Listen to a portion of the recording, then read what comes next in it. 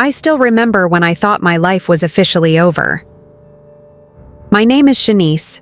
I'm 32 years old, and I worked my fingers to the bone building our marketing agency from the ground up. Me and my business partner, Kareem, we were supposed to be family. We started with nothing but a laptop and a dream, working out of my tiny apartment, eating ramen noodles for months. But we made it work. By year 3, we had offices, staff, million-dollar clients. Everything we ever wanted. Then one morning, I walked into work and everything was going fine. Until one day, no one expected, the police showed up at my office, guns drawn, accusing me of fraud. The computers were seized, the bank accounts frozen. My employees watched in shock as they handcuffed me and dragged me out like some common criminal. The worst part? The person who set me up was the man I trusted most, Kareem. And there he was, Kareem, sitting across from investigators, telling them I was the one stealing from our company.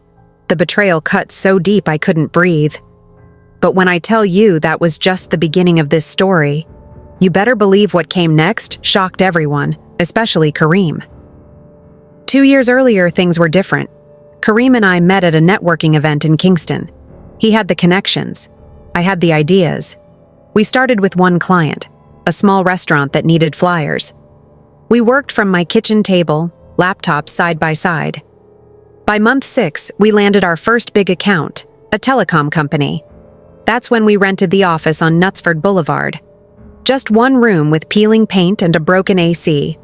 We'd work until 3 a.m. eating patties from the shop downstairs. Kareem would joke, "Shanice, one day we'll own this whole building." And we almost did. By year 2, we had 12 employees. Real leather chairs. Clients flying us to Miami for meetings. We signed the bank contract on a Friday afternoon. Kareem high-fived me and said, "Next stop, New York office." That Monday, I noticed the first missing payment. A $15,000 invoice from our biggest client vanished from our records. When I asked Kareem, he shrugged. Must be a bank delay. But I knew something was not right and I was going to find out. 2 weeks later, another payment disappeared. I became worried because it was becoming unusual, but that's when I found the notebook in his desk. Pages of account numbers I didn't recognize. A list of clients with stars beside their names. And at the bottom, a company name I'd never seen before. Kareem's name on the incorporation papers. The calls started coming in on a Tuesday morning. First, it was Mr. Thompson from the shipping company. "We're going in another direction," he said. No explanation. Then it was the hotel chain we'd worked with for 18 months. Same thing. "We appreciate your service, but we're making changes." By Friday, 5 clients were gone. I pulled up our records. Every single one had been marked with a star in Kareem's notebook. I confronted him after hours. "What's going on with these accounts?" He didn't even look up from his computer. He sat there as if nothing had gone wrong. He just said, "Market's changing, Shanice. You know how these things go." That night, I decided I would check our server logs. I was sure I would find something. Kareem had been downloading client files at 2 a.m., entire project folders, contact lists, contract templates. The next morning, I called one of the lost clients from a payphone. The receptionist said, "Oh yes, we're working with Kareem's new agency now." New agency? When I walked into the office, Kareem was on the phone. "Don't worry," he was saying. "The transition will be smooth. Shanice won't even know what hit her." He turned around and saw me standing there. He was shocked that the phone slipped from his hand. For a long second, nobody spoke. Silence filled the atmosphere. Then he smiled. "Let me explain," he said. "Save your breath, Hakeem." I walked back to my office because I had work to do and wouldn't let Hakeem ruin my day. The police showed up at 8:17 a.m. I remember vividly because I was early that day, and I was reviewing bank statements when the officers walked in. "Shanice Miller?" one asked. "We need you to come with us." They wouldn't say why. I insisted, but they say why, but I got a negative response. I had to go with them. At the station, they showed me documents, forged invoices with my signature, transfers from company accounts to an offshore bank, $287,000 missing, all traced back to my computer. I watched in amazement. "That's impossible," I told them. "I never approved any of these." The detective slid a printout across the table. Login records. My username. Every transaction timed between 1 a.m. and 3 a.m. over 6 weeks. I was detained at the station. I sat there, shocked but determined to find out what's going on. Kareem came to visit me that night. He looked tired. "I tried to stop them," he said. "But the board insisted we press charges." He handed me his phone, an email thread with our lawyers. Subject line, "Shanice's embezzlement, damage control." I scrolled up. The first message was dated 3 months earlier. Kareem had written, "We need to document everything. When she makes her move, we'll be ready." He took the phone back. "Sign the confession," he said. "They'll go easy on you." That's when I noticed his watch, the Rolex we couldn't afford last quarter, the one he said was a fake. I pushed the paper away. "You set me up." He leaned closer. "Prove it." The cell door locked behind him. I sat on the concrete bench. That's when I started planning. 3 days in that cell gave me plenty of time to think and enough time to strategize on my next move. When my lawyer finally got me out on bail, I went straight to the office after midnight. The place was empty, but Kareem had changed the locks. I used my old key card, the one they forgot to deactivate. His office was locked too, but I knew where he kept the spare, behind the framed photo of his daughter, the one I'd given him for his birthday. His computer was password protected, but I remembered the code, his mother's birthday. The desktop was clean. Too clean. I checked the trash folder. Empty. Then I saw it. A tiny flash drive taped under his desk drawer. The files were all there. Client lists, bank records, even the fake invoices with my forged signature. But the real gold was in a folder labeled Project Phoenix, screen recordings. Kareem's face clear as day, typing my login credentials at 1:23 a.m. Him transferring funds while humming along to the radio. And a spreadsheet tracking every client he'd stolen. With notes, "Tell Shanice they canceled." "Blame economy." Say, "Merger fell through." I copied everything to my phone. Then I found something else. A contract with a private investigator, dated 6 months back. Instructions to dig up dirt on me. Payment records showing weekly deposits to our accountant, the one who'd supposedly discovered the missing money. The clock read 4:18 a.m. when I slipped out. Kareem's car pulled in just as I turned the corner. He never saw me, but I saw him, carrying 2 coffees, one for him, one for the accountant, who was waiting in his passenger seat. The next morning, I walked into the office like nothing happened. Kareem was at his desk, pretending to work. "Good morning," I said, dropping my bag like usual. He looked up, surprised. "You're back already?" I shrugged. "No point hiding. I didn't do anything wrong." I could see him relax. He thought he'd won. He didn't know the game had just begun. That week, I started taking notes of every conversation, every meeting. I'd leave my phone recording in my pocket just in case he would spill an evidence. When Kareem went to lunch, I'd check his calendar. I found appointments with clients we'd lost, all at a coffee shop across town. Our junior designer, Malik, noticed something was off. "Are you okay, boss?" he asked one afternoon. I almost told him everything, but not yet. Instead, I asked him to pull all our old project files. "Just doing some archiving," I said. What I really needed were the original contracts, the ones with the non-compete clauses Kareem had violated. At night, I'd meet with our old IT guy at a diner. He showed me how to trace email forwards. Turns out Kareem had been copying our entire correspondence to a private account. One night, Malik called me. "You need to see this," he said. He'd stayed late and overheard Kareem on the phone. "Don't worry about Shanice," Kareem was saying. "By the time she figures it out, she'll be in handcuffs again." Malik held out his phone. He'd recorded the whole thing. I smiled for the first time in weeks. "Keep this quiet," I told him. "We're not done yet." Kareem's wife showed up at the office on a Thursday afternoon. I was reviewing contracts when she walked in holding 2 lunchboxes. "He forgot his food again," she said, rolling her eyes. I watched her place one on his desk, the other on mine. "Old habit," she smiled. "I still pack for you too." We talked while we ate. She mentioned money troubles. "Kareem says business is bad," she confessed. "We might lose the house." I nearly choked. Just that morning, I'd seen records of Kareem's new condo purchase, under his brother's name. She kept talking. "He's been so stressed, working late every night at that new client's office." My ears perked up. "New client?" She nodded.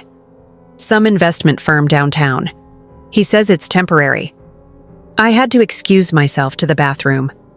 I pulled up the address she'd mentioned on my phone. It matched the office space we'd considered renting last year. The pieces clicked. Kareem hadn't just stolen clients. He'd rebuilt our entire company under a new name. When I returned, she was gathering the empty containers. "You're good people, Shanice," she said. "Don't let this business change you." I waited until she left. Then I called Malik. "Meet me after work," I said. "We're taking a trip downtown." That night, we sat in my car across from the building. Right at 7 p.m., Kareem walked out. With him were 3 of our biggest clients. They were laughing, carrying bottles of champagne as if they were celebrating something. Malik snapped photos as they loaded into a limo. "What now?" he asked. I started the car. "Now we visit Kareem's wife." I waited 2 weeks before making my move. Let Kareem get comfortable. He won't know what hit him. I watched as he transferred more clients to his new company. The day our rent was due, I called an emergency partners meeting. Kareem arrived late, annoyed. "What's so important?" he asked. I slid a folder across the table. "Notice of audit. The bank's freezing all accounts." His face changed. "On what grounds?" I opened my laptop. "Seems someone's been moving money." He laughed too loud. "This again? They cleared you last time." I clicked play. The recording from Malik filled the room, Kareem's own voice admitting everything. His hands gripped the table. "That's edited." I opened another file. Security footage from the new office. Him welcoming our clients. "We have copies of every forged document," I said, "and the statements from 3 clients you stole." Kareem stood up. "You can't prove anything." That's when his wife walked in. She placed a flash drive on the table. "Our home security footage," she said. "From the nights you told me you were working." Kareem looked between us. "You set me up." I shook my head. "We just stopped you from lying." His lawyer called as we were leaving. "My client wishes to discuss a settlement." I closed the door. "Tell him to save his breath. We're going to court." The wedding was supposed to be Kareem's fresh start. 6 months after the lawsuit, there he was at the country club, smiling for photos with his new fiancée, the accountant who'd helped frame me. I watched from the parking lot as guests arrived. Malik handed me the flash drive. "You sure about this?" I nodded. Inside, the DJ was playing love songs when I slipped the USB into the AV system. The projector screen lit up during the first dance. Instead of romantic photos, the crowd saw bank statements, video clips of Kareem forging signatures, audio recordings of him plotting with the accountant. The music cut out. People gasped as Kareem's voice filled the room. "Once Shanice is in jail, we take everything." The groom ran toward the equipment, but it was too late. Every guest saw the evidence. They saw the true nature of the man they gathered to celebrate. The accountant's father stood up. "You said these were lies." Kareem grabbed the mic. "This is a setup. That's when his ex-wife walked down the aisle. She held up her phone, live on Facebook. Thousands watching as she said, "Ask him about the condo in his brother's name." The venue manager called the police. Reporters showed up within minutes. By sunset, Martin Kareem, the thief, was trending. I left before the cake was cut. My phone buzzed with messages all night. Former clients, news outlets, even the DA's office. The last text came from Kareem. "You ruined me." I replied with one word. "Exactly." Then I blocked his number. The bankruptcy notice came in the mail on a Tuesday. Kareem's new company was finished, crumbled and crippled. All his clients had fled. His lawyers had dropped him. The condo he built in his brother's name was seized. I was back in our old office, rebuilding what he'd tried to destroy, when the receptionist buzzed me. "Someone is here to see you." Kareem stood in the lobby, wearing the same suit from court. He looked smaller somehow. "I need a job," he said. No apology, no excuses. Just those 4 words. I led him to the conference room, the same one where we'd signed our first contract. "You remember Malik?" I asked. He nodded in affirmation. "He's our creative director now." I slid a paper across the table. A 1-year contract, minimum wage, non-compete clause, strict confidentiality agreement. Kareem's hands shook as he read it. "This is humiliating?" I finished. "Funny how that feels." He picked up the pen, hesitated. "Why are you doing this?" I leaned forward. "So, every morning when you make my coffee, you'll remember." He signed. I filed the document. "Start Monday." As he walked out, Malik appeared in the doorway. "You really hired him?" I watched Kareem disappear into the elevator. "No," I said. "I just bought myself a year to decide whether to press criminal charges." The phone rang, another client calling. Business was good again. We were back on track. We had big clients now, and now considered one of the big guns ready for any form of challenge. I sat down in my office, looking around the familiar walls and frames hanging on the wall. I thought back and considered all that had happened, the broken trust that cannot be mended, the relationship that was destroyed because of greed. I thought we would do great things together, celebrate milestones and climb to the top. But that was all gone now. Kareem and I started off great, worked together, but now he works for me. I decided to give him a second chance. These past few weeks had been dramatic and traumatizing altogether. A lot of lessons I had picked up along the way. With these, I know I am ready to face any challenge that comes in the future. Would you have hired him back? Would you have given him that job, that second chance after everything he did? Or would you have let him sink? Hit like if you think I was too soft. Comment if you would have crushed him completely. And subscribe, because next week, I'm sharing what happened when Kareem's accountant showed up asking for work. Turns out she had secrets of her own, secrets that changed everything. This is the end of my story. Thank you for watching, and if you like this kind of content, kindly leave us a like, share the video, and subscribe to the channel for more stories like this. Thank you.